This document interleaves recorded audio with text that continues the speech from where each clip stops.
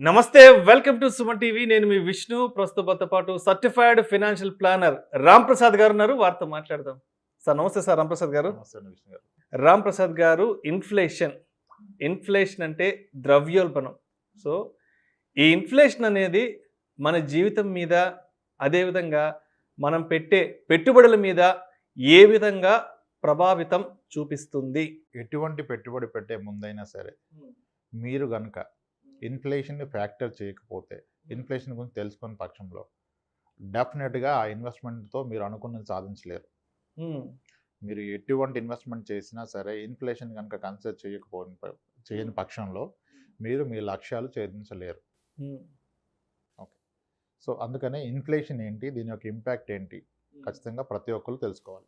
Okay, very simple లాంగ్వేజ్లో అందరికీ అర్థమయ్యే భాషలో మాట్లాడాలంటే ఇన్ఫ్లేషన్ డెఫినేషన్ అందరికీ తెలుసు.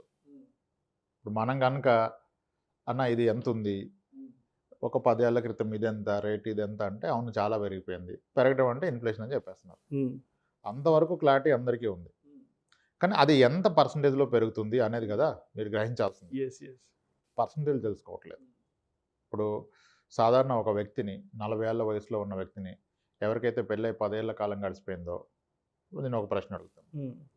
సార్ ఈరోజు మీ నెలవారీ ఖర్చులు ఎంత? ఈ సిటీలో ఉంటే ఒక 25,000 లేదా 30,000, 40,000 చెప్తారు. ఇంచుమించుగా 30,000 చెప్తారు. దెన్ ఇమ్మీడియట్గా నేను నెక్స్ట్ క్వశ్చన్ అడుగుతా, సార్ ఇదే ఇంట్లో మీరు అదొక 10 ఏళ్ల క్రితం ఉన్నట్లయితే, 2011 లేదా 12లో ఉన్నట్లయితే అప్పుడు మీ నెలవారీ ఖర్చు ఎంత అని అడుగుతాను. అప్పుడు ఆయన ఇంచుమించుగా దీంట్లో సగం చెప్తారు. ఒక 15 చెప్తాడు. 15,000-12,000 అలా చెప్తారు. దెన్ సార్ ఎందుకు రెండింటి మధ్య వ్యత్యాసం ఎందుకు సార్? ఎందుకు మీ ఖర్చులు రెట్టింపు అయ్యాయి అని అడుగుతాను నేను. 10 ఏళ్ల కాలంలో మీ ఖర్చు రెట్టింపైంది కదా, దీనికి కారణం ఏంటి అని అడుగుతాను. అడగానే ఆయన చెప్పే immediate answer inflation sir. Inflation ఉంది కదా, ధరలు పెరిగిపోతున్నాయి కదా సార్. ధరలు పెరిగి అప్పుడు 10 రూపాయలు వస్తువు ఇప్పుడు 50 రూపాయలు సార్ అంటాడు. ఎస్, ధరలు పెరగటం నిజం. ఓకే, ధరలు పెరగటం నిజం. ఆ ధర ఎంత మొత్తం పెరిగింది, ఎంత పర్సంటేజ్లో పెరిగింది అనేది తెలుసుకోవాలి. ఈరోజు మీరు అబ్జర్వ్ చేస్తే కూరగాయల కిలో 40 రూపాయలు అయిపోయి మాట. అదే 10 ఏళ్ల క్రితం మీరు రైతు మార్కెట్లో రేట్లు ఎంత నేను గుర్తించుకుంటే 20 రూపాయలకు మించి ఏ కూరగాయ కొనలేదు మీరు. 15 రూపాయలు, 20 రూపాయలు. అటువంటిది కూరగాయల రేటు డబుల్ అయింది. 40, 50, 60, 70. పప్పులు, ఉప్పులు అన్నీ డబుల్ కనపడుతున్నాయి. అయితే ద్రవ్యోల్బణం అనేది మీరు కొనే వస్తువులు మరియు సేవలు, కమోడిటీస్ అండ్ సర్వీసెస్ ఒక ప్రైస్ని బట్టి ద్రవ్యోల్బణం నిర్ణయిస్తుంది. ఇప్పుడు మీరు కొనే వస్తువులేమో డబుల్ అయిపోయినాయి, మీరు వాడే సర్వీసెస్ ఏమో అదర్ సైడ్ అవి ట్రిపుల్ అయిపోయినాయి. సర్వీసెస్కి ఎగ్జాంపుల్ ఏంటి, లేటెస్ట్ సెలూన్కి వెళ్ళారు మీరు, ఒకనాడు హెయిర్ కట్కి షేవింగ్కి మీరు 60 రూపాయలు ఇస్తే ఈరోజు 150 రూపాయలు ఇస్తున్నారు, లేదా 200 రూపాయలు ఇస్తున్నారు. ఓకే, ఇది మీకు సర్వీస్.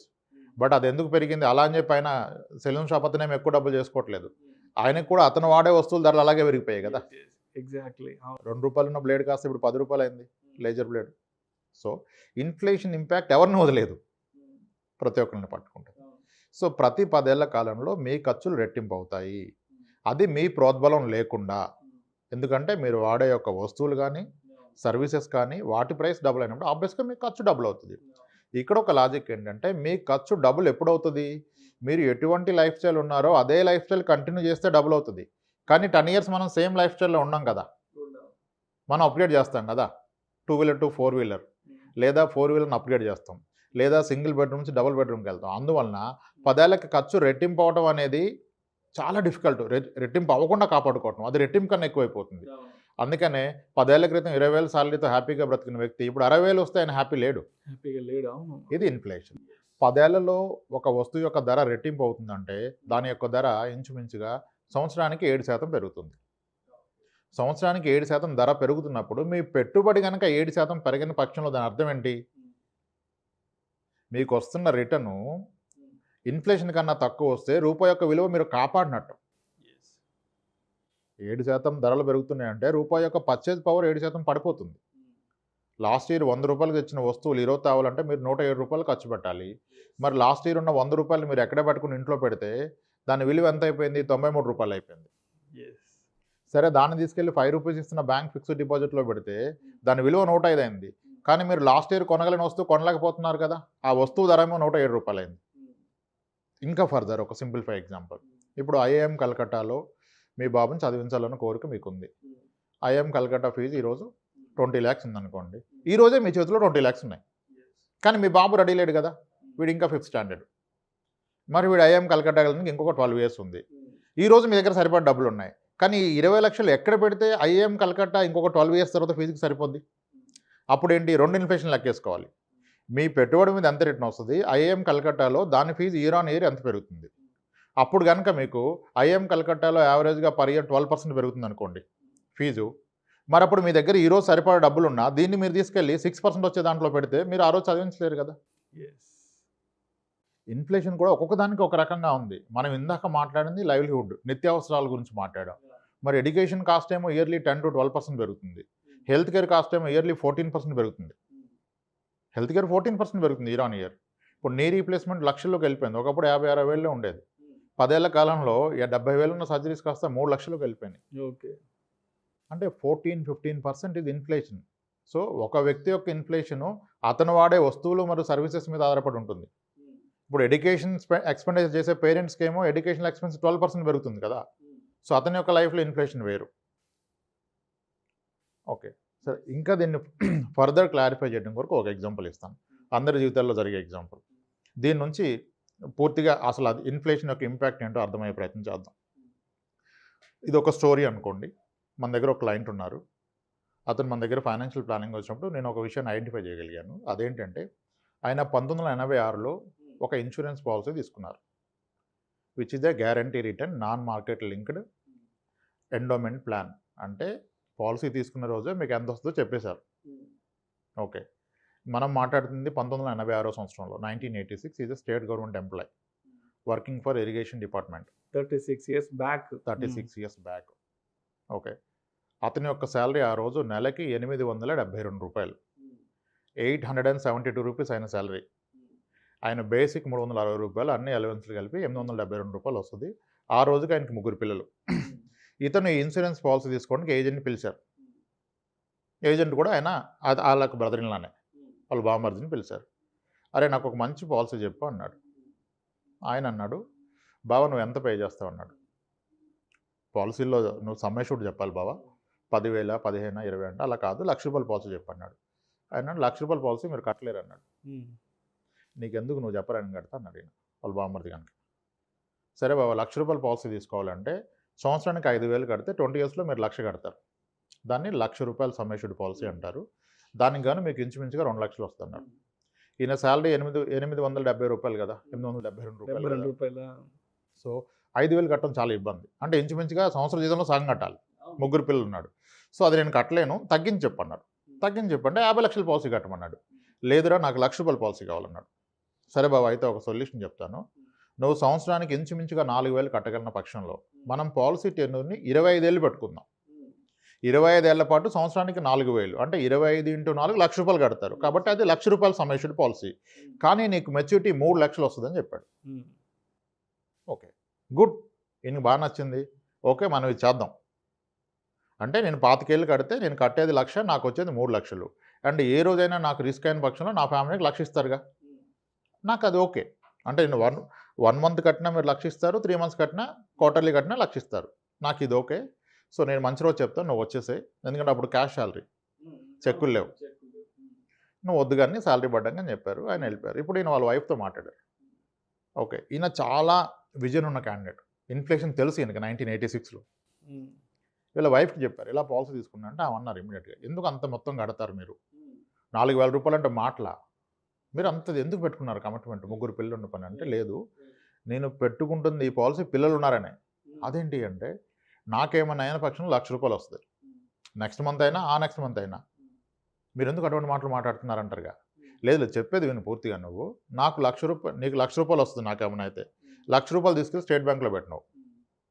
పెడితే ఇప్పుడున్న ఇంట్రెస్ట్ రేట్ ఎంత, 15 నుంచి 18% ఇంట్రెస్ట్ ఎఫ్డీ రేట్.